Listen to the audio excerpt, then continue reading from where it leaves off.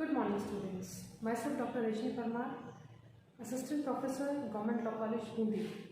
Today, here we are again with some few Latin maxims. So, we'll start with the first maxim. The first one is ignorantia legis nemini exequis. So, we'll bifurcate this, the whole maxim in the words. Individually एक एक word का जो है वो meaning हम देखेंगे, उसको observe करेंगे, स्टडी करेंगे, so that will be easy for us to understand the meaning. First of all ignorantia. Ignorantia से आप क्या समझते हैं? This is the word, it means ignorance. ठीक है, ये तो आसान है कि इग्नोरेंसिया से हमने इग्नोरेंस वर्ड डेराइव किया. लेजिस आप सब लोग समझ चुके हैं अभी तक. लेजिस का होता है लॉ, नेमिनी मीन्स नो, एंड एक्सिक्यूसेट. एक्सिक्यूसेट जो है इस वर्ड का मीनिंग होता है एक्सक्यूज. ठीक है, एक एक वर्ड का मीनिंग आपने अलग अलग. एक्सिक्यूसेट से एक्सक्यूज हो गया, नेमिनी से नो हो गया, लेजिस से लॉ और इग्नोरेंशिया से इग्नोरेंस. तो इसका पूरा मीनिंग क्या बना? इग्नोरेंस ऑफ, इसको हम जो है लैंग्वेज बनाते हैं, ignorance of law is no excuse. Ignorance of law is no excuse.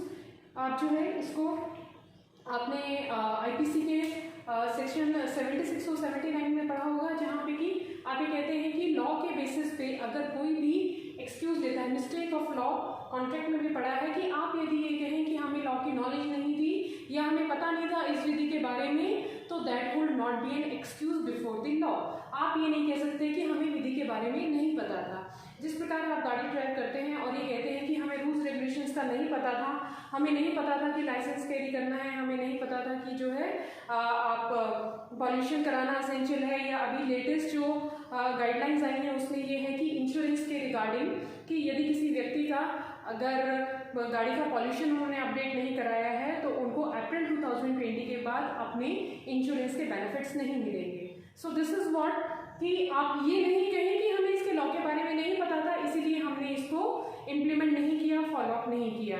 So you study this magazine in contract also, in IPC also and various other aspects, जहाँ पे भी आप ये कहते हैं कि आपको लॉ के बारे में नहीं मालूम था, इसका कोई एक्सक्यूज नहीं है. So the person shall be liable for penalty also under IPC and compensation और other remedies under the contract law. ठीक है, तो first is ignorance of law is no excuse. Is that clear? So will move to the next maxim, fiat justitia. Fiat का मतलब जो है, fate का उस दिन हमने बताया था, फेट का मतलब है, फेट अकम्प्लिश जो हमने पढ़ा था, तो फेट का मतलब होता है फैक्ट, एंड जस्टिसिया मीन्स जस्टिस. ये जो है आप वर्ड से ही फैक्ट जस्टिस और फैक्ट जस्टिफाइड, इसको हम जस्टिफाइड भी लिख सकते हैं, जस्टिस और जस्टिफाइड, सॉरी.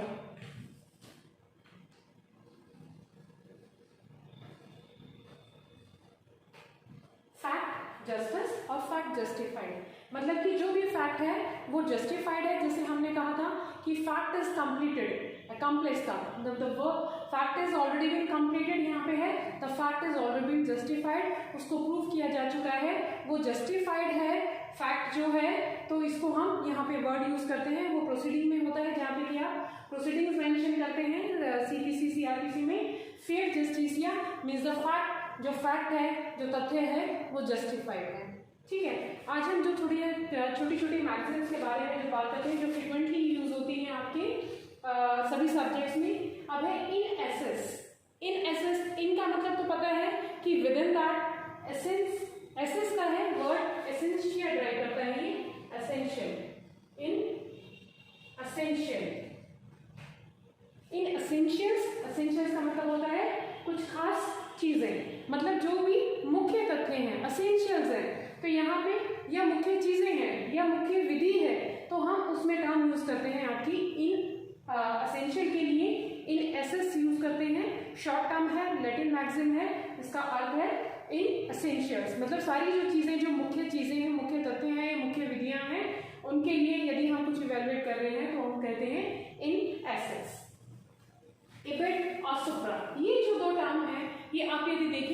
आपके कोई भी आप बुक पढ़ते हैं तो उसमें जो आपके फुट नोट्स होते हैं, फुट नोट्स का मतलब होता है कि पेज के नीचे जो है आपको कुछ चीजें मेंशन होती हैं। दिस इज योर पेज, नीचे आपके रेफरेंसेस होते हैं, यहाँ पे रेफरेंसेस जहाँ पे कि आप साइटेशंस देखते हैं या फिर आप जो है कुछ रेफरेंसेस देखते हैं आपके जो ऑलरेडी पेज पे लिखे हुए हैं। यहाँ पे जो आपके सुप्रा नोट्स होते हैं, जैसे मान लीजिए 9 लिखी हुई है, यहाँ पे 1 डला है, यहाँ पे 2 लिखा हुआ है, ये सुप्रा नोट्स जो होते हैं इनके रेफरेंसेस नीचे दिए गए होते हैं पेज के नीचे, उनको फुट नोट्स बोलते हैं।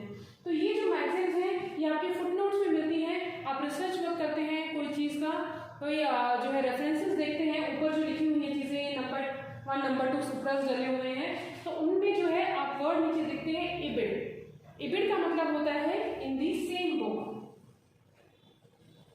इन दी सेम बुक, मतलब कि उसमें इबिड लिख के आपको पेज नंबर मेंशन होता है, ठीक है, कि इस बुक में, इसी बुक में जिसको आप पढ़ रहे हैं उसमें ये चीज आपकी पहले वाले पेज पे, मतलब कि अगर आप ये कह रहे हैं कि पेज नंबर 70 आप पढ़ रहे हैं तो उसमें लिखा है कि पेज नंबर 56 पे भी यही चीज लिखी गई है।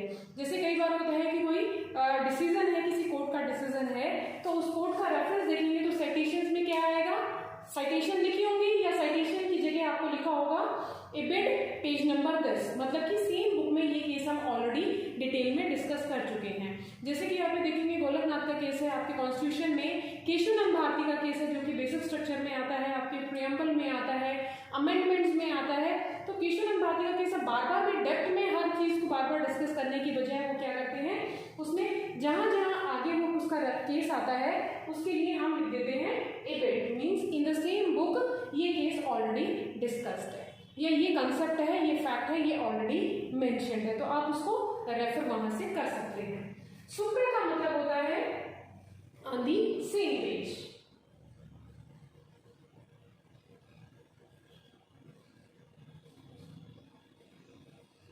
Same page means supra note para this, है ना। उसमें आप कभी ध्यान से, अभी जैसे मैंने बताया है तो you can go through the books also, उसमें देखेंगे सुप्रा जो है लिखा है आपका सुप्रा पेज नंबर या सॉरी पैराग्राफ, मतलब 1 2 3 पैराग्राफ्स हैं एक पेज पे, तो उसमें लिखा है कि सुप्रा पैरा 1 सुप्रा पैरा 2, ठीक है ना। तो सुप्रा का मतलब होता है on the same page, same page पे ही आपके ऊपर जो है वो चीजें मेंशन है। एक पैराग्राफ में आपको एक लाइन जो है एक कोट किसी का दिया गया है, अगर नीचे उसका रेफरेंस वापस से यूज कर रहे हैं आप, तो आप क्या लिखेंगे, सुप्रा पैराग्राफ नंबर 10 लाइन नंबर 10, ठीक है। पैराग्राफ होता है तो भी सफिशिएंट होता है, line number it would not be sometimes not mentioned. वो नेक्स्ट मैगजीन पे आते हैं इंटर आलिया और इंटरसे, ठीक है। इंटर आलिया और ये दोनों जो टर्म्स हैं ये ऑलमोस्ट जैसे अल्ट्रा वायर्स और इंट्रा वायर्स पढ़ते हैं हम। So inter alia means among the other things,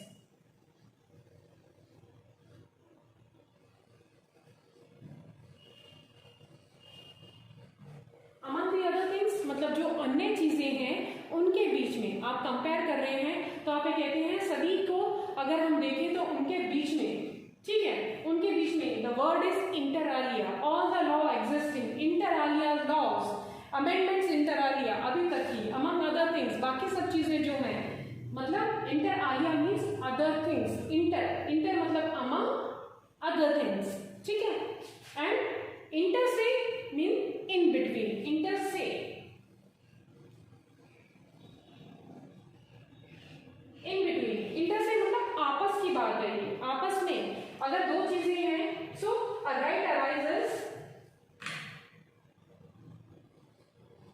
inter alia होता है the laws which the rights which arises among the other people, ठीक है। तो उसमें इंटर आलिया वर्ड यूज होता है, या हम अदर लॉ से कंपेयर कर रहे हैं तो इंटर आलिया का शब्द जो है वो यूज होता है।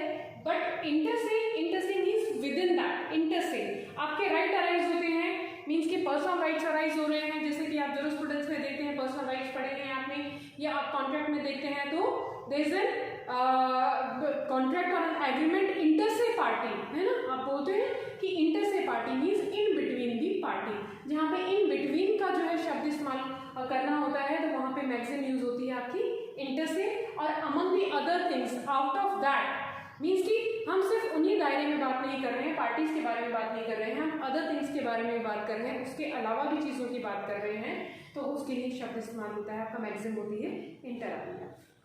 Next is in toto. In toto का मतलब होता है in total, that is also easy. आप इसमें भी आप आसानी से इसको समझ सकते हैं। इन टोटल मतलब सभी को कुल मिला के, इन टोटल, ठीक है। In toto is easy, you can retain it in total. Ipso jure and ipso facto. Ipso jure जो होता है means by the, ipso means by the, jure you all know that is law, by the law. Ipso facto similar thing, ipso facto, ipso का मतलब bye हो जाता है, by the fact, ठीक है। Anything you have to mention where you are talking about by the law, you use ipso jure means by the law. If you are prescribing anything that by the law it is so, so you use ipso jure, the statement is so, the fact is so. Ipso facto, by the fact, sorry, by the fact means it is not law but by fact. By fact the things are presented before the court. So these are the facts we are talking about. By the fact the statement is before the court, and by the law the statement is before the court, ठीक है। So these maxims for today, we'll continue with some more maxims in the next class. Thank you so much.